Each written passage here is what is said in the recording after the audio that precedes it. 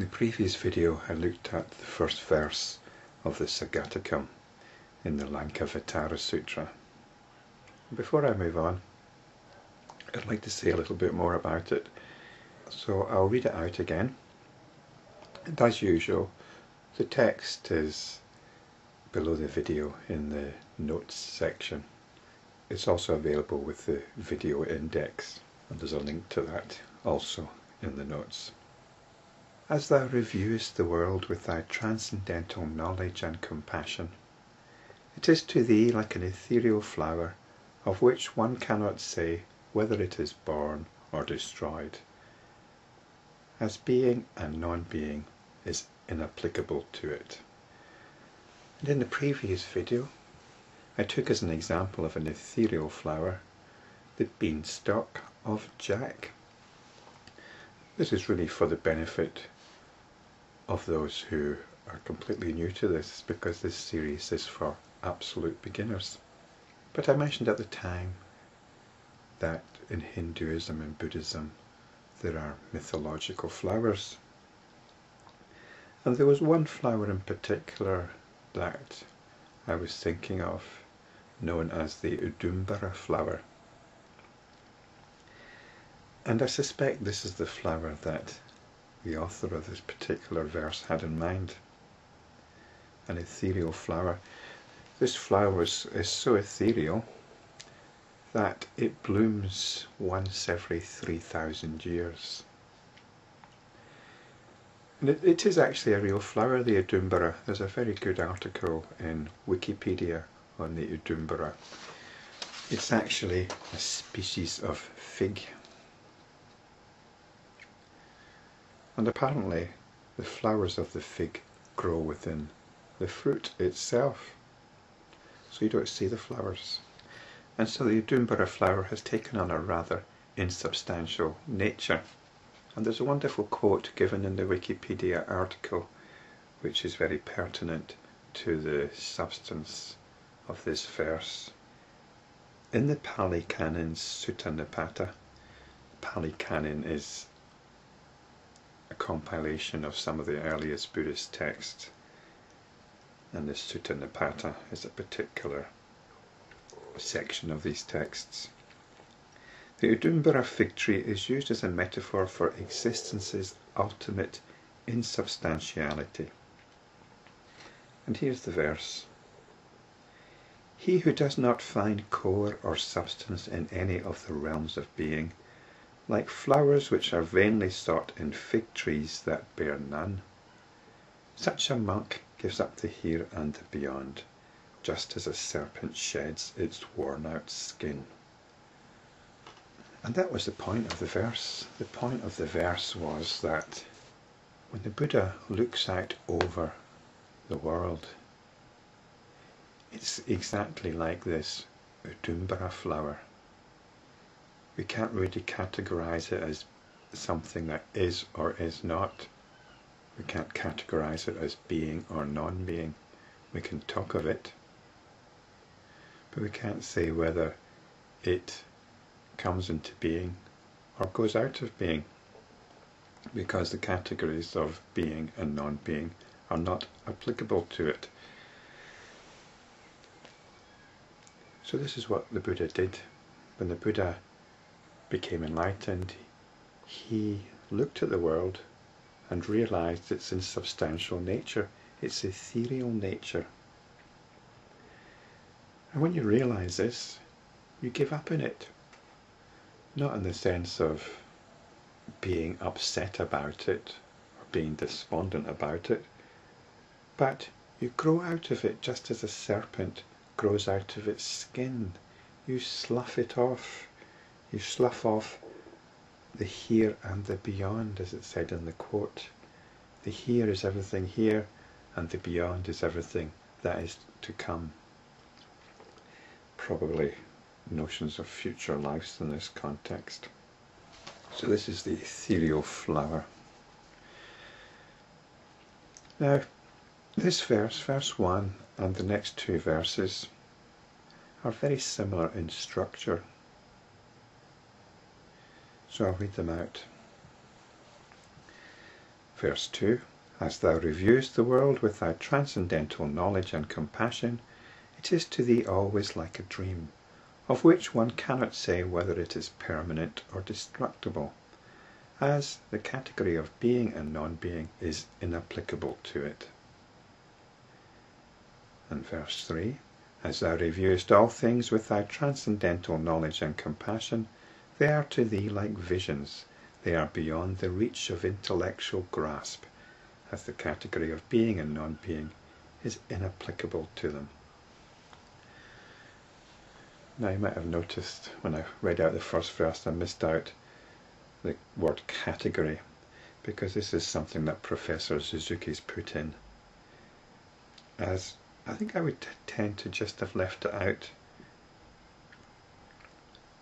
But if I would have put it in, then surely I would have said categories, as the categories of being and non-being are inapplicable to it. So I wonder why it's singular. Is being and non-being one category? It seems to me like it's two categories. Something either is or it isn't. So these are two categories. But it seems to me that this being and non-being is a process. There's a lot that could be said about it. There's a lot of philosophizing that could be done about it. But the whole point of Zen and the whole point of these videos is to directly apply the text to our immediate experiencing. And it seems to me then that what Professor Suzuki means by category is actually categorizing. It's the process of deciding whether something is or isn't. And this process of categorization is something that we do from the moment we wake up. We decide that whatever we've been experiencing up to that point was a dream or memory. It belongs to the past. There's a new day. And what is what is presented to our senses. There's this stream of experiencing going on. And we direct our attention to various parts of it. And whatever our attention is directed to is what is. It might be a daydream. We can be spending a lot of time in daydreams, in fantasies, and that's what is at that particular moment. When our attention is no longer on it, then it takes the form of a fantasy which we dismiss, or a memory which is to do with the past. What's the difference in substance between a memory and a fantasy? Doesn't really matter, does it? So whatever the attention is on is what is. That's being. And whatever the attention is not on, that's not being. This is the reality of our situation. It's only when we start thinking about it that we'll say that some things have more reality than another. We give things different levels of reality depending on our own personality, our own predilections, our own sensibilities and belief structure. So these three verses are very similar, and the words are almost identical, and they're to do with how the Buddha sees the world. But we have to bear in mind here that it's not the Buddha that's saying these words, it's Mahamati, the Bodhisattva Mahasattva. He's an enlightenment practitioner, developing his insight and therefore his wisdom, which is what makes him a Mahasattva.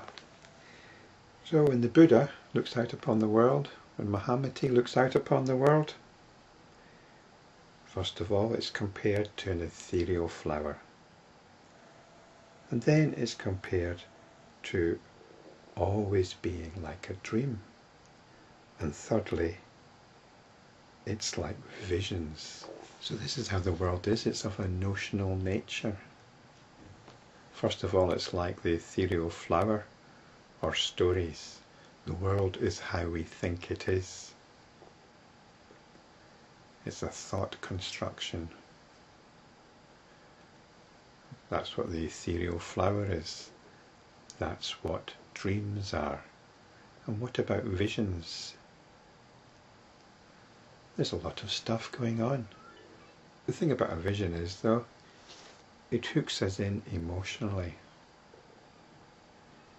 Or it tries to. They have a strong appeal for us to be sucked into them. So the spiritual practitioner, the enlightenment practitioner, the bodhisattva, recognizes that pull, but is not drawn into it. So these visions are beyond the reach of intellectual grasp. Perhaps that's because they're emotional in nature. You might have a religious vision and start seeing the world in religious terms.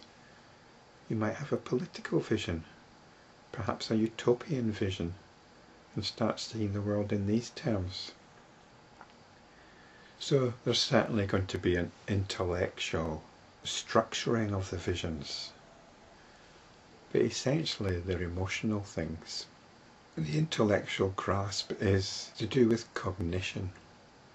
It's about cognizing the world in a certain way.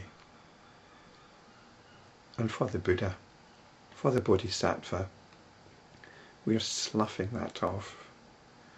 We're sloughing the skin of our cognition off and realizing the insubstantial nature of everything that we take as reality.